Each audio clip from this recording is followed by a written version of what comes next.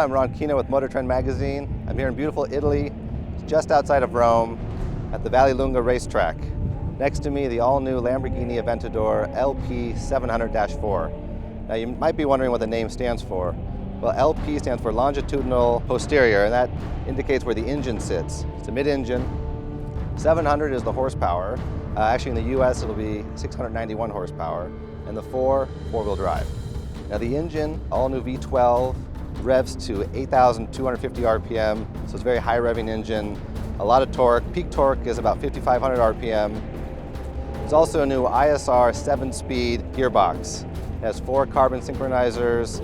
It's not a dual clutch, it's more of an automated manual. And with the Aventador, which is Lamborghini's flagship, they changed the mission of the vehicle. Before, it was all about top speed acceleration. With the Aventador, first and foremost, it's about handling. And when it comes to handling, the Aventador has a few new tricks up its sleeves.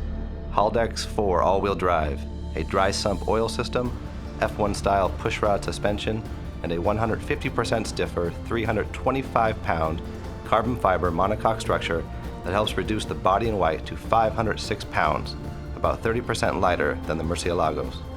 About as long as a Toyota Camry, wide as a Honda Odyssey, and tall as a Tesla Roadster, the Aventador resembles a large, menacing, low-slung predator. Imagine peacefully snorkeling along and then coming face to face with a 15-foot ray, and you get the picture.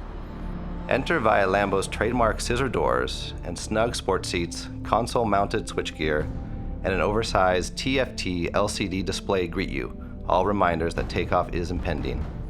Of course, there's also the center console position start button that conjures up Top Gun sequences whenever the mid-mounted V12 is stoked.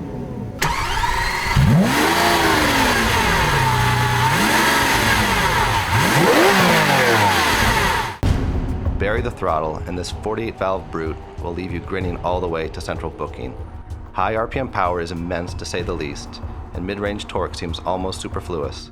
Whether speeds are double or triple digits, the engine pulls, and pulls strongly. And the soundtrack, deep, operatic, is music that never gets old.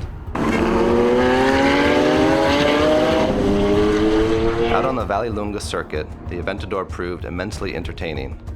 While the shocking straight-line speed was a given, the surprisingly adept handling was not.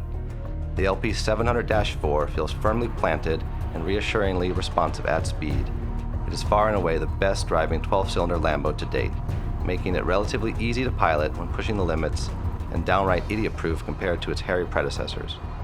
Mid-corner understeer is common, so the Aventador requires a patient right foot, or else it will push wide offline. The steering is linear and weights up nicely, but nonetheless lacks the telepathic tactility that makes Ferrari helms so engrossing.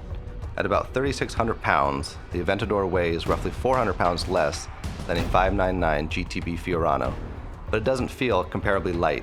In fact, it comes across bulkier, a car that requires more manhandling. Where the Aventador doesn't fall behind is in braking. Armed with Brembo calipers squeezing carbon ceramic discs, the Aventador provides stout, fade-free stopping force. The Aventador starts at $393,695, or over thrice the price of a Corvette ZR1. That's a lot of moolah for sure, but given the Aventador's scintillating stats, it begins to look less rip-off Vette and more bargain Bugatti, a car that costs roughly $2 million, yet is barely quicker. Lamborghini says it will produce about 750 Aventadors annually for global consumption, which equates to roughly 250 making it stateside. Naturally, the first 18-month supply is already sold out. On the bright side, Lamborghini has planned a 10-year run for the Aventador. So, by the time you get one in 2015, it may very well be using a direct-injected V12 delivering 750 horsepower and with cylinder deactivation 20 miles per gallon on the highway. Shot in the dark, you say? Well, not with a cannonball like the Aventador.